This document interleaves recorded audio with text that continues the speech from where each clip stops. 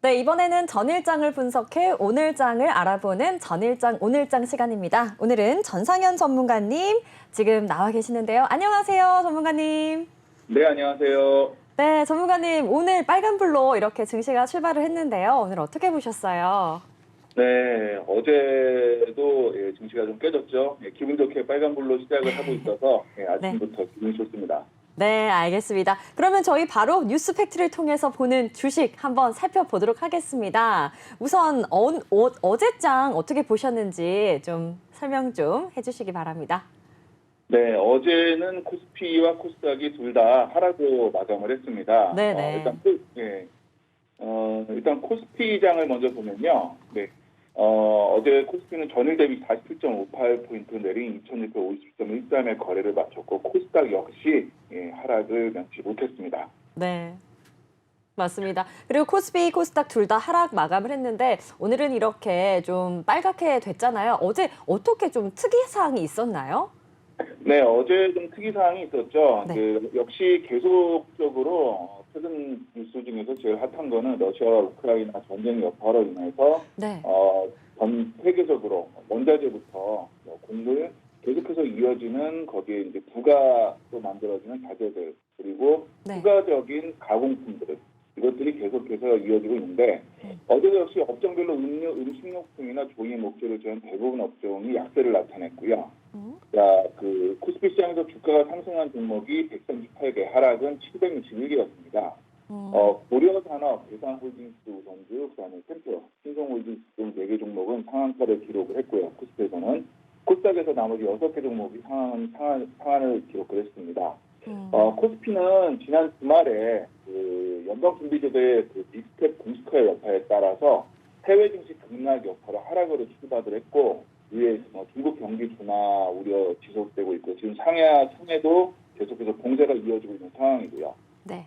북경까지 이어질 것으로 파악이 되고 있고 원화 약세 등으로 인해서 기관과 외국인 매도폭이 많이 커졌습니다. 자, 금리 인상에서 조금 더 빨리 움직이는 것이 좋겠다라는 그 IMF 그 주최 패널 토론에 참석한 제롬 파웰 그 연준 의장의 이 얘기가 있었고 이것들이 이제 그 물가 안정을 회복하는 게 절대적으로 필요하다는 걸로 코스피가 어제 별로 좋지는 않았습니다. 네. 그리고 투자자별로 개인은 1조 649억 원을 순매수했고 기관과 외국인은 순매도를 기록을 했습니다. 네, 그렇군요. 저 보니까는 지금 코스피가 전장에 보니까 이게 뭐 연방준비제도에서 이렇게 공식화했잖아요. 빅스텝을 좀 이렇게 공식화하면서 여파에 따라서 해외 증시 급락 여파로 좀 영향을 많이 받은 것 같은데 그래서 저희 코스피 그리고 코스닥 둘 다 많이 떨어진 모습 보여주고 있다. 이렇게도 말씀해 주셨습니다. 그리고 또 궁금한 점이 또 특이사항에서 여기 여러 가지로 파란불이 켜져 있는데 현대차만 이렇게 빨간불이 좀 들어왔더라고요. 이것도 나중에 좀 설명을 좀 부탁드립니다. 그럼 계속해서 코스피 이제 얘기해 주셨으니까 계속해서 이어서 한번 들어보도록 하겠습니다. 네, 코스피는 어제 그리고 코스닥 같은 경우는 어제 900선이 깨졌습니다. 코스닥은 900선이 깨져서 22.94포인트 떨어진 899.84에 마감을 했고요. 그 지난 주말 나스닥 지수와 필라델피아 반도체 지수 급락 등의 영향으로 외국가 기관이 매도세가 출회가 되면서 하락으로 장을 마감을 했습니다. 코스닥 시장은 개인이 3,037억 원을 순매수했고 외국인과 기관은 각각 1,380억 원, 그다음에 1,229억 원어치를 순매도했습니다. 보시면은 코스닥 같은 경우는 어제 장에서 전체적으로 시총 10위권 안쪽은 전부 다 하락을 기록한 것을 확인할 수 있습니다. 네, 그렇군요. 자, 그 지속되는 그 러시아와 우크라이나 전쟁 여파로 전 세계 곡물 가격 상승이 우리 증시에 큰 파급력을 미치고 있는데요. 곡물 가격 인상이 잇따라서 사료주 상승이 이어서 세계 최대 팜유 수출국인 인도네시아가 28일 그 식용유와 원료 물질, 팜유 수출 중단을 결정하면서 식용유 관련 종목도 큰 폭으로 뛰어올랐습니다. 이게 샘표와 신성 대상은 대표적인 식용유 관련주고요. 이들 3사가 장류의 각종 식용유를 국내 시장에 판매하고 있죠. 그 23일 인도네시아 조코 위도도 대통령이 28일 때 식용유와 팜유의 수출을 추후 고지할 때까지 금지한다고 발표한 바가 있고요. 이게 그 인도네시아도 내수 시장이 계속해서 원활하지 않기 때문에 이 부분이 그렇게 조치가 이루어졌고 식용유 품류가 국제화 상승이 이루어지고 있습니다. 이 우크라이나 사태로 가격이 또 더 오르면서 자국 내 식용유 관련 수출업자들이 내수 물량까지 수출을 우선하기 시작해서 이게 인도네시아의 식용유 품귀 현상이 일어났고 이에 따라서 인도네시아 정부가 식용유 관련 제품에 출세와 부담금을 내리고 그 돈으로 내수 시장 식용유 값에 보조금을 지급하는 등 다양한 정책을 사용을 했습니다. 근데 이게 별 효과가 나지 않았어요. 그래서 전면 수출 금지를 한 강경책을 지금 내세우고 있고 전 세계 팜유 공급량의 절반 이상을 차지하는 인도네시아 수출 금지로 인해서 미국 시카고 거래소의 콩기름 거래 가격이 곧바로 4.5% 상승했고 이게 현재 전 세계적으로 그리고 우리나라 주가에 영향을 직접적으로 미치고 있습니다. 네. 템표가 전문가님, 그런데 지금 마무리했습니다. 전문가님 템표 지금 20%로 상호를 그런데 변경하고 말이 잘 안 들려요, 전문가님. 말씀하시는 게 잘 안 들려가지고요. 저희가 잠깐만 끊고도 진행을 하도록 하겠습니다. 전일장 특이사항 계속해서 정리를 해보자면은 러시아 우크라이나 전쟁 여파에 대한 이야기를 좀 해주셨는데요. 이 때문에 전 세계 곡물 가격이 좀 상승을 해서 우리 증시에도 파급력이 많이 미치고 있다 이렇게 말씀을 좀 해주셨습니다. 특히 곡물 가격 때문에 사료주 또 오늘 비료주도 많이 영향을 받아서 큰 폭으로 뛰고 있고요. 따라서 식용유 관련 종목들도 많이 뛰고 있다 이렇게 말씀을 해주셨습니다. 우리 전문가님께서 또 연결 계속 되어 있는데요. 이어서 또 들어보도록 하겠습니다. 그러면은. 네, 어제 템표부터 신성홀딩스 그리고 추가적으로 대상홀딩스 등 팜유 관련 그리고 식용유 관련 업체들이 지속적으로 상한가를 마무리했습니다. 이 부분은 이제 인도네시아 수출 금지와 계속 영향을 미치고 이 외적으로도 결국 곡물 가격 전체가 문제가 됨으로 인해서 고려산업이나 팜스토리, 한탑 등의 그 곡물과 사료 가격 상승에 수혜주로 계속해서 사료주가 강세를 보였습니다. 대표적인 게 이제 고려산업 같은 경우는 사료주로 분류되고 있고 어제 역시 상한가로 마무리했습니다. 연장 대비 29.94% 오른 7,030원으로 상한가로 거래를 마쳤고요. 역시 사료주로 분류되는 한탑, 그다음에 팜스토리도 상한가로 마무리했습니다. 개별 종목들은 조금 더 보시는 게 좋겠지만은 어쨌든 상한가를 마무리한 종목들은 전체적으로 지금 내용상으로 계속 같은 흐름으로 보고 있는 거를 그 흐름으로 식용유, 팜유 그리고 곡물가 여기에 기타 가공 제품 등으로 이어지는 것을 확인할 수 있습니다. 자, 고려산업 상한가로 마무리했고요. 팜스토리도 역시 상한가로 마무리했습니다. 그리고 한탑도 상한가로 마무리했습니다. 자, 이거 이어서 K스피드 같은 경우도 이제 배합사료 제조업을 주사한 목적으로 설립이 돼서 여기 역시 어제 상한가로 마무리를 했는데 맞춤형 사료 등으로 인해서 시장에 제공하는 회사죠. 최근 계속해서 흐름이 좋고 상한가로 마무리를 했습니다. 자, JC케미칼 같은 경우도 여기 같은 경우는 이제 바이오 디젤 제조 업체이기도 하지만 그 오일팜 플랜테이션 공장을 인수한 등등으로 인해서 팜유에 대해서 영향을 미치는 걸로 JC케미칼도 어제 상한가로 마무리했습니다. 상한가로 어제 마무리한 종목들이 좀 여러 개가 있는데 사실 이 종목들이 개별적으로 어떤 흐름을 보여서 각각의 흐름을 보이거나 혹은 결과가 나와서 그렇다기보다는 지금 현재 전체적인 흐름이 동일하게 이루고 있습니다. 이 부분을 놓치지 않으셨으면 좋겠고, 자, 하잉크 코리아도 어제 상한가로 마무리했습니다. 하잉크 코리아 같은 경우는 이제 무선 충전기, 이어폰 케이스 같은 웨어러블 액세서리 제품 등을 제조 및 판매하는 사업을 영위하고 있고요.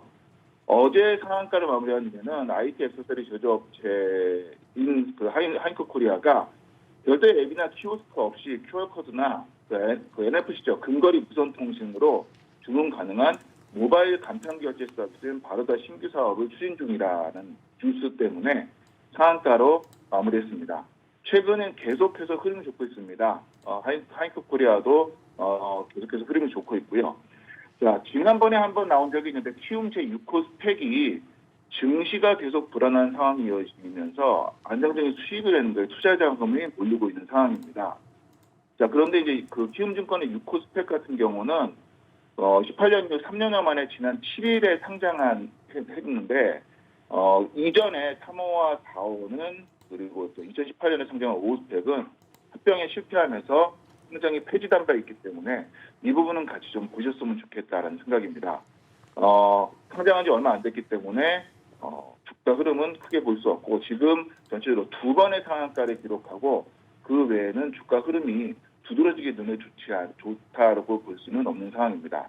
스펙은 비상장 인수합병을 목적으로 한 페이퍼 컴퍼니고 공모가로 액면가에 신주를 발행해서 다수의 개인 투자 자금을 모은 뒤에 상장해서 3년 내에 비상장 부양 기업을 합병하는 회사입니다. 합병하는 상품이고 합병하지 못하면 자동으로 상폐화되는 상품이기 때문에 이 부분은 이해하시기 바랍니다.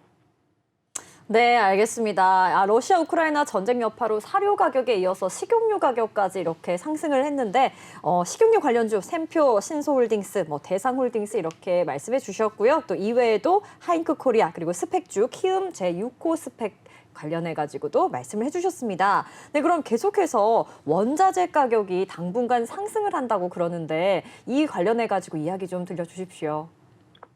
네, 이게 러시아 우크라이나 전쟁이 장기화되면서 계속적으로 시간의 흐름에 따라서 원자재가 상승하고 있는데 사태가 이제 금방 종식될 것 같지도 않은 상태고 이게 점점 이제 커지고 있지 않습니까? 네. 이 부분을 근데 제외하고라도 전쟁이 종식된 후에도 원자재 가격이 당분간 내리지 않을 예상입니다.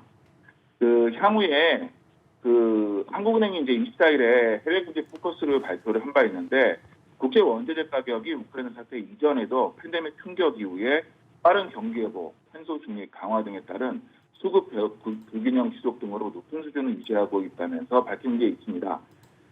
특히 이제 탄소 중립 기조 강화는 이제 기존의 이제 화석연료 관련 투자 감소를 통해서 원유 증산 능력을 제약을 했습니다. 그래서 회복 기간 중에 유가 상승 압력으로 작용할 가능성이 높은 상황이고요. 화석연료 가격이 상승함에 따라서 전력과 비료 가격 상승을 통해서 이철금성과 곡물의 생산 비용을 증가시키게 됩니다. 그래서 이게 추가적으로 여타 원자재 가격의 상승 압력으로 작용할 것 같습니다. 또한 이제 유럽연합 등이 러시아산 원자재에 대한 의존도를 낮추는 과정에서 대량 공급이 수요에 미치지 못해서 수급 불균형이 발생한 가능성도 배제하기 어렵고요. 일단 전쟁이 종식이 된다고 하더라도 이 전쟁이 어떻게 끝날지는 모르겠지만 전쟁이 종식이 된다고 하더라도 대러시아 제재 조치가 즉시 해제되지는 않을 것이라는 견해가 우세합니다. 또한 시세 관련 불확실성이 높지만 하반기 이후에 원자재 가격이 하락하겠다라는 전망도 있는데 이건 역시 수급 불균형으로 인해서 단기간에 해소될 것 같지는 않습니다. 그래서 원자재 가격에 대해서는 이게 계속해서 기간 산업에 대한 영향을 미치는 부분을 같이 보셨으면 좋겠고, 코로나가 이제 계속해서 가면서 리오프닝 주식들이 뜨고 있는데 리오프닝에서도 이 부분이 영향을 미칠 것으로 판단이 되고 있습니다. 네. 자, 그렇군요. 네. 네, 지금 우크라이나 사태가 종식되더라도 러시아 제재 조치가 즉시 해제되지 않을 것 같으니 원자재 가격 당분간 계속해서 상승할 거라는 뉴스 가지고 와주셨고요. 또 계속해서 계란, 에그플레이션 이야기가 계속 나오고 있어요. 계란 한 판이 7,000원이 넘어가고 있다 이런 뉴스 가지고 오셨는데 어떤 건지 이야기 좀 부탁드립니다. 네, 지금 밥상 물가가 아주 좀 어려운 상황입니다. 에그플레이션의 우려가 이제 현실화되고 있고 이제 품질 평가원에 따르면은 지난 22일에 특난 항구의 이제 한 판이죠. 39 한 판에 평균 소비자 가격이 7,010원으로 전달보다 약 10% 오른 것으로 알려졌습니다. 러시아 우크라이나 전쟁 장기화로 에그플레이션, 즉 농산물과 인플레이션 우려가 현실화되면서 계란 가격이 지금 7,000원을 넘어섰는데 이 밀 공급 차질로 짜장면과 칼국수 등이 오른 데 이어서 밥상 물가가 계속 오르는 중입니다. 이제 러시아 우크라이나 전쟁이 이어지면서 국제 원자재 가격이 계속 올라가고 있고 이게 결국은 수급 자체에 영향을 미치면서 지난번 방송 때 세계 4대 곡창지대가 모두 영향을 받았다는 말씀을 드렸고 그때 곡물 가격이 인상이 되고 추가적으로 곡물이 사람만 먹는 게 아니라 사료에 영향을 미치게 되고요. 그 사료 외에 추가적으로 그걸로 만드는 추가적인 농산품에 대해서도 지금 영향이 직접적으로 미쳐지고 있는 상황입니다. 특산물 품질평가원에 따르면은 이제 그 계란이 오른 것뿐만이 아니라 그 세계적인 곡창지대인 두 나라가 전쟁 통해 곡물 재배에 어려움을 겪고 있다는 사실이 현재 밥상 물가에 영향을 직접적으로 미치고 있고요. 2020년 하반기부터 곡물 가격은 사실은 상승세를 보이기 시작했습니다. 그런데 이제 우크라이나 사태 이후로 더 빠르게 뛰었고 농촌경제연구원이 사료용 곡물 수입 단가 지수가 한 달 전보다 5.8% 정도가 올랐고 2분기에는 이거의 2배 이상인 13.6% 오를 것으로 예상을 하고 있습니다. 각종 음식의 재료를 쓰는 계란이 오르면 이제 밥상 물가는 뭐 당연한 거고요. 여기 외적으로 이제 뭐 바로 이어지는 게 빵부터 시작해가지고 굉장히 여러 가지 분야에서 영향을 미치고 여기에 이제 식용유 부분은 앞서 말씀드린 대로 식용유, 그다음에 빵, 그다음에 곡물 등 실제 밥상 물가 전체는 식자재 전체에 영향을 미칠 것으로 물가 자체가 전체적으로 위로 올릴 것이라는 우려가 나옵니다. 사회자분께서도 좀 전에 말씀하셨지만 네. 그 월급 빼고는 전체적으로 다 오르는 것 같은 상황이 실제 현상으로 이어질 것 같습니다. 네. 네, 정말 월급 빼고 다 오르는 것 같습니다. 이렇게 인플레이션이 당분간 지속될 것으로 보이고요. 네, 그리고 우리 전문가님께서 오늘 관심주를 가지고 오셨는데 두 가지를 가지고 오셨는데 두 가지 다 ETF입니다. 네, 자세하게 네. 좀 이야기 좀 들어보겠습니다. 오늘 관심 정보는 개별 주식이 아니고 그 선물 쪽에 있는 그 ETF인데요. 선물 쪽에 있는 그 상품인데 이게 왜 그러냐면은 지금 개별 종목을 보시는 것도 좋은데 개별 종목이 계속해서 뭐 투자가 어렵거나 혹은 개별 종목으로 치고 빠지는 그 투자가 익숙하지 않은 분들 같은 경우는 이것들을 묶어놓은 ETF를 한번 같이 보시는 것도 괜찮지 않을까라는 생각으로 가지고 왔습니다. 코덱스 3대 농산물 선물이고요. 이 투자 스탁은 S&P, GSCI를 이거를 기초로 기술해서 시카고 상품거래소에 상장된 옥수수와 콩, 밀 선물 가격에 연동이 됩니다.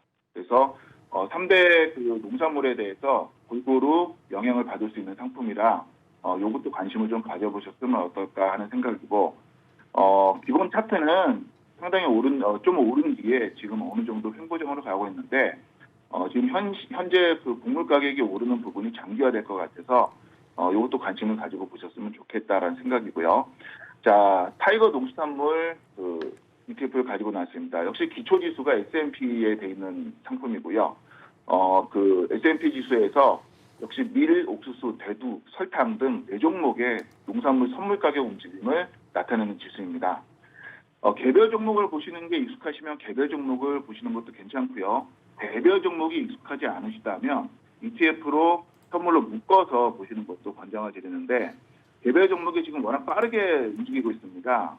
뒤늦게 들어가서 꼭지를 잡는 것을 우려할 수 있기 때문에 그 부분에 대해서 ETF로 묶어서 하는 것도 말씀드리고 있고 농수산물 같은 경우는 투자를 하실 때 주의하실 점이 날씨와 그다음에 수급, 그다음에 다른 산업들의 영향을 꽤 많이 받습니다.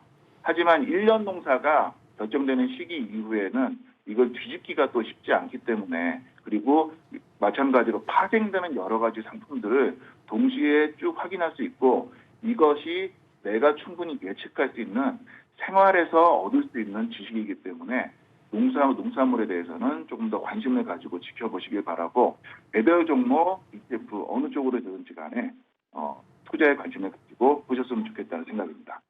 네, 좋습니다. 두 개 다 농수산물 관련 ETF를 가지고 와주셨습니다. 코덱스 3대 농산물 선물 그리고 타이거 농수산 선물 이렇게 소개해 주셨습니다. 네, 전문가님 감사합니다. 네, 감사합니다. 다음 시간에 뵙겠습니다. 네, 지금까지 전상현 전문가님 모시고 전일장 오늘장 함께했습니다.